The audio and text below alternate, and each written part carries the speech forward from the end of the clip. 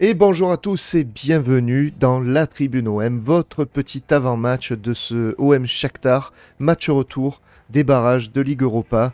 On est ensemble pour préparer la rencontre de ce soir, les amis. Comment ça va, Thomas? Ben écoute, ça va. Ça va, ça va. Je suis très curieux de voir un peu ce que ça va donner ce soir quand même, hein, avec notre nouvel entraîneur dynamique. Et ça commence. Non, non, mais tu verras, j'ai bien aimé ce que nous a dit, ce que nous a dit Jean-Louis Gasset. Ah, t'as C'est bien aimé? intéressant. T'as bien aimé? Bon, on va en Ouais, reparler écoute. alors, parce que Bon, toi, t'as pas aimé, toi. Ah ben, ça va très pas bien. trop, non.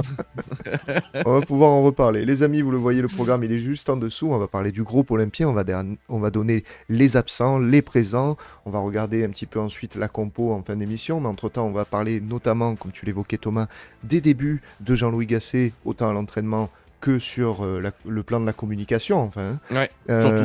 On va parler également de notre adversaire, le Shakhtar Donetsk. On va un peu évoquer le rôle qu'il pourrait avoir cet adversaire durant ce match, le danger qu'il pourra représenter pour l'Olympique de Marseille. Et on terminera, comme à notre habitude, par un coup d'œil aux compositions et aux pronostics de Thomas. Donc écoutez, les amis, on va pouvoir tout de suite démarrer avec la première partie qui est consacrée au groupe de l'Olympique de Marseille. Alors, on a pas mal d'absents, mais on a aussi des retours. On a des retours, notamment un certain Verretou, qui revient enfin dans le groupe. Ça va faire du bien, ça, quand même, non, Thomas? Ah oui, oui, ça va faire plus que du bien. Alors. Encore, il va falloir être, comment dire, précautionneux avec lui parce qu'il a repris l'entraînement véritablement que hier. Donc, du coup, voilà. Il est annoncé titulaire, mais bon, à voir quand même, hein. Même Jean-Luc Gasset l'a dit, voilà, il reprend l'entraînement. Il sait qu'il avait un problème au quadriceps, hein, je crois qu'on avait dit ça, Tout à il me fait, ouais. semble. Ouais. Donc voilà, donc il revient dans le groupe. Alors, au niveau absent, par contre, on a Balerdi qui est suspendu. Ouais. Murillo, qui est toujours blessé. Bon, évidemment, Valentin Rongier, Bilal Nagir qui sont blessés. Et puis, pas qualifié, Ulysse Garcia, Onana et Pape Gay, mais que bon, ça, c'est un détail. Sinon, pour le reste, il y a aussi une incertitude autour de Paul Lopez, Ouais. qui ne s'est pas entraîné hier. Ah, Donc, ah. il y a quand même de grosses chances qu'on ait Blanco, hein, dans les cages. Bon. Il s'est pas entraîné du tout apparemment hier, Lopez. Il a juste fait des soins. Donc voilà, possible qu'on ait de nouveau Blanco dans les cages. Blanco, ça va, il s'en est bien sorti à Brest, hein. Globalement, il avait fait plutôt un bon match, je trouve. On a une Après, bonne doublure. On a une bonne doublure. est-ce Voilà, sur le papier, on a une bonne doublure. en plus, ce qui est bien, c'est qu'on sait que c'est un spécialiste des pénaltys. Spécialiste des pénaltys. Tu le sentais venir, je crois. Oui, c'est un spécialiste, hein, puisqu'il en a arrêté aucun dans sa carrière. Voilà. On va parler donc des débuts de Jean-Louis Gasset. Alors, c'est vrai que il a dirigé ses premières séances d'entraînement là, depuis mardi. Ouais. Mercredi, il était déjà en conférence. Donc, aujourd'hui, il faut savoir que c'est notamment l'équipe qui nous en parle. Il a proposé aux joueurs de rester au vert, en fait, de dormir à la commanderie. Ouais. Ils sont restés tous hier soir, du coup, à la commanderie, et il aurait donné son équipe que ce matin. Donc, voilà, Gasset qui prend déjà le rôle à plein bras, on va dire, Mhm. et qui s'implique déjà dans le quotidien des joueurs, qu'il essaie de remobiliser en quelque sorte. C'est un peu le maître mot, j'ai l'impression, de ce qu'il a dit. Alors, qu'est-ce que tu penses des débuts? Quelles sont tes impressions sur les premières heures de Jean-Louis Gasset sur le banc de l'Olympique de Marseille? Alors, déjà, j'ai envie de te dire, l'histoire de mettre le mettre au vert tout le monde et donc de rester tous ensemble avant ce match de Coupe d'Europe, je trouve que c'est une excellente idée. Alors, c'est peut-être un peu à l'ancienne, j'ai envie de te dire, comme méthode, mais au contraire, je trouve que c'est plutôt une bonne idée. C'est-à-dire que les mecs soient ensemble, voilà, soient Mhm. ensemble. On a quand même vraiment l'impression, dans le message qui est donné par Jean-Luc Gasset depuis le début, c'est que les joueurs sont touchés psychologiquement depuis un petit moment, que le départ de Gattuso, il a été mal vécu par une partie du vestiaire, même si, alors, on nous dit aussi que certains étaient contents. Mais, mais je pense qu'ils sont vraiment marqués. Hier, on a vu la conférence de presse, notamment de Samuel Gigot, que moi j'ai trouvé assez marqué dans ses réponses. Alors pas défaitiste, mais disons que voilà, il sentait que bah ouais, ils sont Mhm. responsables, quoi, tu vois. Ouais. Et, et ce que j'ai bien aimé avec Gasset, c'est qu'il mâche pas ses mots finalement. Il mâche pas ses mots. Dès la première conférence de presse, déjà, je pense qu'il est parfaitement conscient de l'état de l'équipe. C'est une de ses qualités, Agacé. Alors, on va pas parler d'abord du côté entraîneur, mais plus du côté psychologue de cet adjoint, hein, qui est en fait une sorte de super adjoint. Il sait de suite en fait sentir lorsqu'un groupe va bien ou il va pas bien, lorsqu'un joueur va bien ou va pas bien. Il a parlé à un moment donné d'hommes et non pas de joueurs. Donc, tu vois, ça va au-delà même un petit peu de la simple qualité de joueur. Donc, tu sens que voilà, il est là pour leur parler, pour leur dire bon, ok, là, on voit la situation comme elle est. On va essayer maintenant d'arranger les choses petit à petit. Écoute, ce que je voulais, moi, avec le départ de Gattuso, c'est de ramener de la sérénité au maximum dans ce vestiaire. Parce qu'on sentait que ça pouvait exploser à n'importe quel moment. J'ai l'impression que là, avec lui et avec donc le staff qu'il est en train de mettre en place, il y a un certain apaisement, en tout cas relatif et apparent depuis là quelques jours. Évidemment, tout va se jouer ce soir sur le terrain. On verra véritablement s'il va avoir quelque chose de nouveau, un nouveau souffle.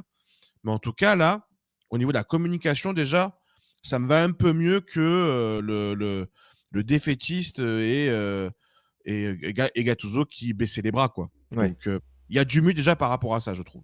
Ouais, ouais, ouais, non, mais je comprends ce que tu veux dire, effectivement. Moi, j'ai l'impression on a compris qu'il vient en pompier, en fait, et sur cet aspect psychologique que tu viens d'évoquer, son rôle, il va être hyper important, là. Là, c'est sûr, hein, on va pas se le cacher. Après, voilà, moi, ce qui me dérange, c'est que ça parle pas trop tactique, ça parle même pétanque, hein, en conférence de presse, hein, donc c'est pas fait pour me rassurer, tu vois, ce genre de déclaration. Il compte beaucoup, on l'a compris, sur l'amour-propre, en fait, des joueurs, hein, qu'il essaie de réveiller, de piquer un petit peu au vif. Et sur ça, je comprends, encore une fois, c'est très bien. Mais il y a quand même, je trouve, toute une animation offensive à créer, en fait. Même pas à revoir, à créer. Parce qu'il n'y a rien, il n'y a aucune base. On voit des joueurs qui sont incapables de combiner entre eux depuis de trop nombreuses semaines. Il n'y a aucune complicité en attaque. Vraiment, enfin, il y a peu de mouvements, il y a des décisions qui sont trop souvent mauvaises.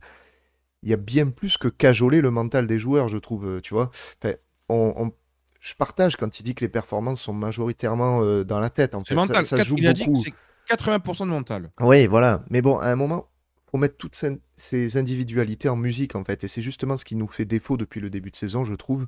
On a souvent évoqué les joueurs, des joueurs qui se cachaient pas, en Mm. réalité, sur le terrain. Pour la majorité, bien entendu. Il y en a toujours un petit peu des brebis égarées, on va dire, mais que les efforts, les joueurs, ils les faisaient, on trouvait depuis le début de la saison. Alors parfois, c'est un peu insuffisant, mais on est quand même bien loin de l'attitude qu'on avait pu voir dans des crises auparavant, quand il y avait des joueurs qui, on Oui. le voyait, s'en foutaient complètement de ce qui se passait sur le terrain, de leurs coéquipiers, etc. Là, non, il y a quand même un groupe qui est quand même concerné un minimum. Donc, Gasset, Et- il est bien gentil de mettre la tactique de côté, mais il y a du boulot quand même, je trouve, mais côté tactique aussi. ça te rassure pas justement le fait de se dire que tu sens quand même que le groupe est investi? Parce que moi, en fait, ce qui m'inquiéterait véritablement cette saison, c'est si je sentais un groupe vraiment pas du tout investi et pas du tout marqué par ce qui se passe. Au contraire, moi, j'ai l'impression quand même que les mecs ont l'air quand même assez marqués par ce qui s'est passé. Alors après, effectivement, on sait que le problème, il est au niveau de l'animation. Sur le terrain, offensivement, on fait rien. Mais malgré tout, il a quand même dit quelque chose lorsque tu dis qu'il n'a pas parlé tactique, je ne suis pas totalement d'accord. Il a un petit peu parlé tactique en disant un truc tout simplement très clair, très simple et avec lequel je suis totalement d'accord, c'est on va mettre les joueurs à leur place. Et ça, déjà, c'est un truc, je veux dire, qui change par rapport à Gattuso. Gattuso qui s'est entêté avec un 4-3-3 qui n'avait strictement aucun sens. Là, il a décidé Sur ça, oui. de mettre les joueurs à leur poste. Donc, logiquement, et on va le voir dans les compositions d'équipe, on va repartir sur un 3-5-2 ou un 3-4-3. Enfin voilà. Mais en tout cas, il y a une idée. Il y a une Ouais. idée de se dire, on va essayer de remettre les mecs un petit peu dans un confort, dans quelque chose qu'ils connaissent pour qu'on puisse en tirer le maximum.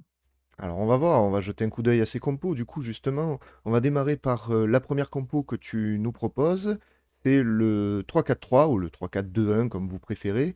Alors pour cela, on a utilisé, c'est vrai, l'outil de création de 11 en ligne de notre ami Oui, OM Passion, donc sur le site ompassion.fr. Et les amis, bah, si vous avez envie de vous prêter au jeu de la construction des 11, n'hésitez pas à aller utiliser ce petit outil c'est très bien fait. que notre ami a mis en place. Et franchement, c'est super, vous le voyez, le visuel, il est top. Et puis on le salue au passage, hein, notre ami Voilà. OM On lui a Passion. demandé l'autorisation hier soir. Il nous a dit oui, volontiers. Il a dit d'ailleurs, n'hésitez pas tous les supporters à l'utiliser, même pour le faire lorsque vous les partagez sur Twitter, etc. Là, on a rogné un peu l'image, mais vous pouvez même montrer le banc des remplaçants. Vous pouvez montrer, voilà, vous pouvez montrer plein de choses. Donc, c'est un outil qui est plutôt intéressant et c'est ce qu'on utilisera maintenant pour montrer Ouais, les compositions d'équipe. Donc, on part effectivement. Donc, tu m'as dit sur le 3-4-3, c'est ça? c'est ça. Alors, 3-4-3, alors, c'est en tout cas ce que j'ai imaginé, moi, ce que j'aimerais bien voir. J'ai mis deux compositions d'équipe en place. Donc, un 3-4-3, donc avec bon, la défense centrale que l'on connaît, Meïté, Gigo, Mbemba. Blanco dans les cages, parce qu'on a dit Lopez et incertain. Je mets évidemment piston Merlin et Klos, parce que de toute façon, il n'y a pas d'autre choix. Au milieu de terrain, je mets Kondogbia à partir du moment où il est disponible, il joue. Et il y a l'incertitude autour de Veretout. Mhm. Je le mets parce que, S'il peut jouer, parce, quoi. parce que même s'il doit jouer que 60 minutes, je le mets. Il est trop important dans cette équipe. Et puis après, alors c'est vrai que là, on voit Aubameyang et NJ qui sont beaucoup sur le côté, hein. Ouais. Moi dans mon idée, en fait, il faut imaginer quand même Aubameyang et NJ peut-être un peu plus axial derrière Ouais. Mumbagna. Voilà. Avec C'est des juste, latéraux qui montent beaucoup plus, quoi, en fait. voilà, avec des latéraux qui montent beaucoup plus. Donc on est plus sur un 3-4-2-1, ce qu'on pouvait avoir avec Soutoudor, plutôt que du 3-4-3 vraiment avec deux pistons et deux ailiers. Non, D'accord. moi, NJ, je le veux vraiment en 9,5. Donc c'est pour ça que dans l'idée, il faut l'imaginer plus derrière Mumbagna. Et Aubameyang qui, lui, il aime bien ce côté gauche, un peu axial côté gauche, Ouais, ouais. c'est son poste. Et Mumbagna devant pour faire une sorte de point d'appui. Donc ça, c'est ma première composition d'équipe. Donc Ouais. avec un banc, j'ai mis les principaux remplaçants, hein, avec un banc qui est faible, hein, parce que bon, on aura quoi? On aura Unai, Harit, Correa, Ismail Assar, Luis Enrique. Voilà, c'est ça les solutions qu'on aura sur le banc. Donc, c'est sûr que c'est pas évident. J'ai une deuxième composition d'équipe que je mets en place. Alors là, voilà. C'est une sorte de 3-5-2, voilà, très clairement. Donc, les joueurs sont les mêmes. Simplement, là, je mets NGI vraiment en plus en numéro 10. Alors, c'est soit NJ, soit Harit, hein, selon un petit peu l'envie de chacun. Je mets NJ parce que je pense que il reste sur un bon match contre le Shakhtar. Je pense que ça peut lui faire du bien, ce nouveau schéma tactique. On a vu déjà par le passé que c'était là où il se sentait le mieux. Donc voilà. Et puis par contre, je joue avec deux attaquants véritablement, Aubameyang, Mumbagna, alignés ensemble sur la même ligne, histoire de mettre une grosse pression sur Shakhtar. C'est mon idée de base en tout cas. Voilà. Mais sinon Ok. après pour les joueurs, évidemment, on reste, euh, on reste sur ce qu'il y a d'à peu près sûr. La seule incertitude, on le sait, c'est par rapport à Veretout. Tout à fait. Veretout, s'il n'est pas là, à mon avis, ça sera Unai. Ouais. Et puis NJ, si c'est pas NJ que ça sera choisi, ça sera Harit. Voilà. Je pense que ça se joue sur ça au niveau des joueurs parce qu'après pour le reste on devrait avoir ça. Ok. Alors, on a une toute autre composition qui est proposée par l'équipe Pas ce l'équipe, matin, voilà. hein, on va l'afficher, comme ça vous pourrez la voir en même temps que nous. Donc c'est vrai que c'est un 3-5-2 avec... alors eux, ils font le choix de ne pas inclure Mumbagna dans le 11 titulaire et de mettre plutôt Harit pour Exactement. renforcer le milieu de terrain. Après, ils font le choix. C'est d'après les infos qu'ils ont, C'est d'après les ce que infos pourrait qu'ils faire ont. Gasset. Mais ça a du sens aussi. Ça a du sens aussi. C'est-à-dire Mhm. que tu mets le duo Aubameyang, Iliman Ndiaye devant, qui est un duo qui a déjà fonctionné. Donc ça, y a pas de problème. Avec un milieu renforcé, Veretout, Kondogbia, Harit, qu'on connaît, qu'on a déjà vu. Ça a du sens aussi. Cette composition peut très bien arriver aussi, hein. C'est vrai que moi, dans mon esprit, j'ai envie de la jouer un peu plus offensive. Mhm. Mais c'est vrai que l'intérêt aussi de la composition de l'équipe, c'est que tu as une solution offensive sur le banc avec Mumbagna qui peut rentrer au bout d'une heure de jeu et faire des différences aussi. Ouais. Donc, Ah, c'est intéressant comme ça. c'est intéressant et je pense que chacun on aura notre composition d'équipe et il y a une vraie certitude. je trouve. Au niveau vraiment du 11 que va mettre en place Gasset. Donc je suis très curieux de voir ça. C'est pas plus mal parce que ça brouille les pistes aussi pour nos Aussi, adversaires. tout Donc à fait. je préfère, tant qu'à faire, je préfère avoir une compo incertaine pour le match de ce soir. Vous nous direz dans les commentaires ce que vous préférez, sur quel compo vous partiriez. Donc voilà, n'hésitez pas à nous le dire en commentaire, les amis. On va regarder un petit peu maintenant notre adversaire, le Shakhtar. Est-ce que pour vous, il est prenable cet adversaire? Parce qu'on a quand même un adversaire qui n'a pas joué depuis la semaine dernière, qui du coup est toujours dans cette phase un peu de reprise, on va dire, de la compétition. Parce qu'auparavant, avant le match de l'OM, on était leur premier match officiel depuis 2 mois, il faut le rappeler. Donc Ouais. on l'a vu quand même, hein, au match aller, on avait une équipe qui a un petit peu plongé physiquement à partir de la 60-65e. Et c'est là que nous, Ouais. on a pu avoir un peu plus d'occasions. Bon, malgré tout, ils ont marqué aussi sur des contres, hein, donc ça reste une équipe dangereuse, on l'a vu. Est-ce que pour toi, ça reste une équipe prenable? Je trouve. Je trouve quand même. Hein. Je... C'est vrai que je me rappelle, on n'était pas d'accord, tu sais, au moment du tirage au sort. Toi, tu disais que c'était l'un des pires tirages. Moi, je disais que le Shakhtar, effectivement, sur le papier, c'était un mauvais tirage, mais c'est un Shakhtar qui a quand même beaucoup évolué depuis 2-3 ans, Ouais, pour les raisons que l'on connaît. Ils se sont recentrés véritablement sur des joueurs locaux, évidemment. Ils ont encore quelques Brésiliens par-ci par-là, mais qui n'ont pas le niveau que d'autres Brésiliens pouvaient avoir à l'époque. Hein. Donc, pour moi, c'est une équipe, on est supérieur. Je trouve. Voilà, je trouve. Le match aller ne m'a pas montré qu'ils étaient forcément plus forts que nous. Et en temps normal, je veux dire, le match aller, on doit le gagner. oui, Qu'on soit bien oui, oui, d'accord. bien sûr. Il y a ces erreurs de concentration en fin de match qui font comprendre des buts. D'ailleurs, voilà, en conférence de presse aussi, ils en ont parlé. C'est quelque chose qui est mental, hein, purement mental, hein, parce que les buts que tu prends, que tu sois à 3 derrière ou à 4 derrière, bah, tu les prends quand même. Donc, c'est pas tactique, c'est pas dans c'est plus dans l'engagement, dans le fait d'être concentré jusqu'au bout, etc. Ouais. Donc, moi, je pars du principe que, franchement, on peut les mettre en difficulté. Offensivement, on a vu quand même qu'on pouvait véritablement avoir des occasions contre eux. En plus, ben, on a quand même Verretou qui revient par rapport au match aller, parce que je rappelle qu'au match aller, on avait quand même aligné Luis Enrique, Unai, qui, à mon avis, ne seront pas là pour le match Retour. retour. Et puis surtout, on était dans le 4-3-3 de Gattuso. Ouais. Là, on va rechanger tactique. Donc, je pense véritablement que ça peut les mettre en difficulté. Ils ne savent pas trop à quoi s'attendre en face. Et puis, il y a un élément à prendre en compte, et j'espère que ce sera un élément important, bah, c'est tout simplement l'ambiance au Vélodrome. Mhm. J'allais en parler après, Euh, oui, effectivement. voilà. J'espère que le public va jouer son rôle et que ça va faire la différence. Alors là, rien n'est moins sûr, hein, parce que c'est vrai que toujours selon l'équipe, a priori, il y a un accueil qui est plutôt hostile, on va dire, qui est réservé, avec des banderoles et à destination des joueurs et de la direction. Alors, à savoir maintenant, est-ce que ce sera plus les joueurs ou la direction qui seront visés? Effectivement, si c'est la direction, on va dire les joueurs, ça permet de les laisser un petit peu dans leur match et à la rigueur, ils peuvent faire abstraction de ça, je pense. Mais c'est vrai que si l'accueil, déjà pour les joueurs, il est hostile aussi, bon, ils vont arriver sur des braises, quoi, on va dire. Donc, pour revenir au Shakhtar, alors c'est vrai que moi, je trouvais que c'était le pire tirage possible, mais d'un autre côté, je préfère les avoir surestimés que sous-estimés, hein, Mm. honnêtement, parce que justement, c'est ce que je disais avec cette équipe-là, le piège, c'est de les sous-estimer. C'est de penser que cette équipe est facilement prenable, que c'est une équipe de second couteau, en quelque sorte, européen. Non, le Shakhtar, ça a toujours malgré tout une certaine expérience européenne. Euh, on a vu qu'ils peuvent réagir, qui sont malgré tout toujours dangereux, même quand on avait l'impression d'avoir la main mise à la fin du match sur Bien cette sûr. rencontre et d'avoir fait le plus dur en faisant la différence avec le but de NDI. Non, à chaque fois, ils sont revenus tout de suite après, parce qu'on a un OM aussi qui se déconcentre facilement, qui se relâche tout de suite après avoir marqué.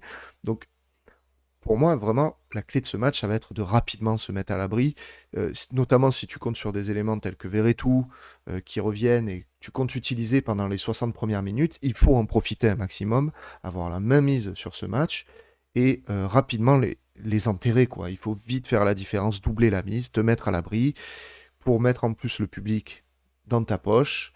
Parce que si ça commence à vraiment durer, qu'il y a un scénario où on marque, on se fait égaliser, ça va encore revenir dans ses travers. L'OM, on les connaît. Le public, ça va pas aider. Donc voilà. Il y a vraiment un gros danger. Moi, ce match, je le vois un peu comme voilà, la victoire ou les abysses, en quelque sorte, hein. C'est voilà, Non, mais c'est vrai, hein. Si Oui, tu non, mais si ce soir c'est élimination, ça va être très oui, très dur, hein. ça va être long. Ça va tout Juste de suite un remettre en question Gasset et compagnie, les choix. Enfin, je vois très bien quelle direction ça pourrait prendre, hein. Alors, je ne sais pas si ça va remettre en question Gasset parce que après, il faut être honnête avec lui et avec tout le monde. Je veux dire, là, en l'espace de 48 heures, à part remettre un peu les mecs à l'endroit dans les têtes, tactiquement, il va pas pouvoir inventer deux, trois Non, trucs, hein. le choix de Voilà. Gasset, je veux dire, le choix, hein. Oui, le choix de Gasset, mais je pense qu'on est tous d'accord pour dire que de toute façon, c'était soit lui, soit Gattuso. Il n'y avait pas non plus 50 solutions. Donc voilà. Juste un petit élément qu'on n'a pas cité. Ouais. Le défenseur central de Shakhtar, Bondar, qui était titulaire lors du match aller, Et suspendu. est suspendu pour le match retour. Voilà. Ouais. Donc c'est un élément à prendre en compte. Voilà, écoute. Moi, je pars du principe quand même que, allez, vu le match aller, vu ce qui s'est passé, alors même s'ils sont revenus à chaque fois dans le match, je trouve qu'on est favori pour ce match-là. Et d'ailleurs, les bookmakers, on va en parler, mais les cotes nous donnent quand même favoris assez, pas largement, mais déjà assez logiquement. Voilà. Allez, ben on va regarder ça. On va passer tout de suite au pronostic. C'est parti.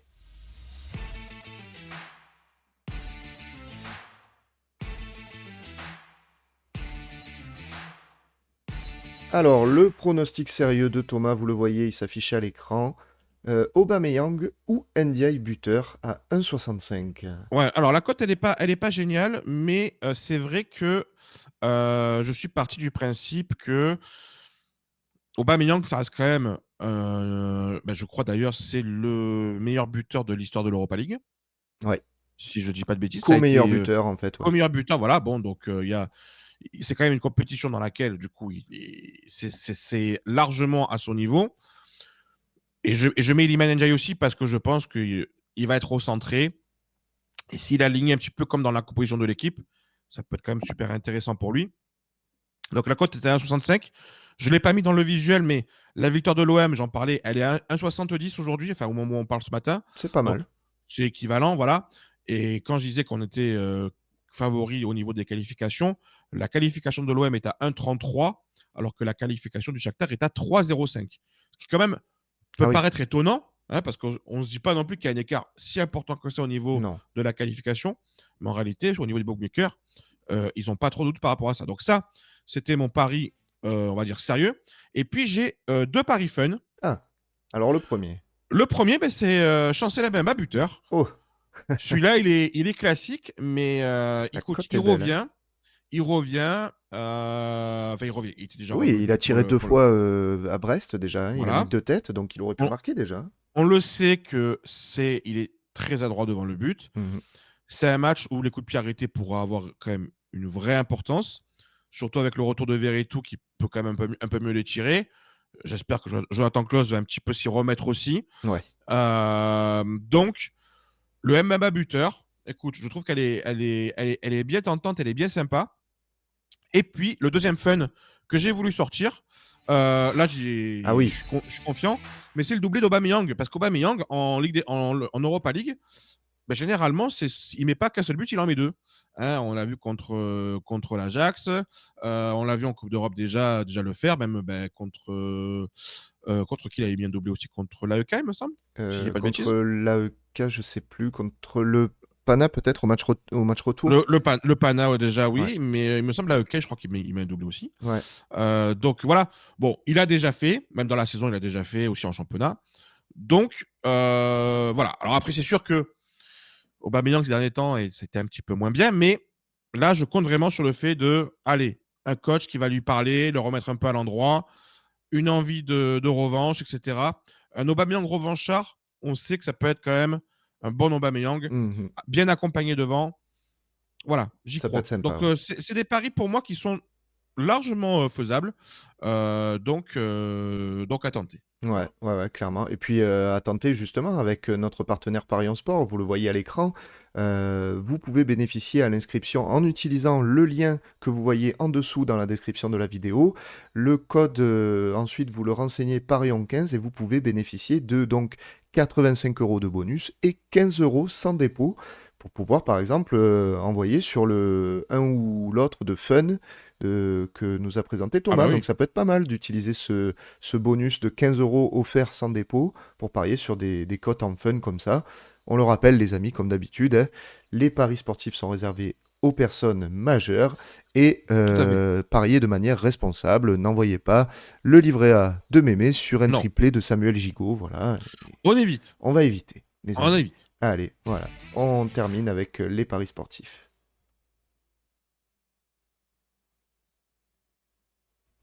Eh bien écoutez, merci à tous d'avoir suivi cette vidéo d'avant-match. Merci à toi Thomas. Et merci à toi. J'espère que bon, on va quand même se qualifier pour le prochain tour. On a bien rigolé sur Jean-Louis Gasset, mais malgré tout, on va le soutenir. On le répète, hein, évidemment, on est comme ça. Hein, on va rester à fond derrière. C'est aussi notre rôle de supporter de le soutenir, Complètement. même si on l'a un peu vanné, etc.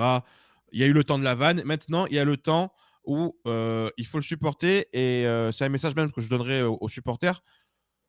Sortons un peu de cette sinistrose. Voilà. Je le vois sur les réseaux, il y a beaucoup de messages supporters disant de toute façon, on va jamais y arriver, etc. On n'en sait rien, on ne sait pas. Il peut y avoir un nouveau truc. Alors, on va peut-être se faire éliminer aussi, mais en tout cas, j'espère que pendant le match, hein, les supporters seront présents et vont supporter. Après, qu'il y ait des bandes de rôle, etc., ça, il n'y a pas de problème. Mais évitons, par exemple, le OM Bayern 2.0. Ça, je ne veux pas le voir. Je ne veux pas de grève de groupe de supporters. Je veux vraiment que les supporters puissent supporter leur équipe. C'est le plus important. Complètement, 100% d'accord avec toi. Écoutez les amis, merci à tous. Passez une très bonne journée. On se dit à très vite sur la chaîne de la Tribune Olympienne. À demain en fait pour le À demain. débrief en live comme d'habitude. Donc n'hésitez pas à vous abonner et envoyer le petit pouce et activer également la petite cloche pour être sûr de recevoir la notification quand on balancera notre live. Merci encore d'avoir suivi notre avant-match et à très bientôt sur la chaîne de la Tribune Olympienne. Allez l'OM. Allez, ciao tout le monde. Ciao.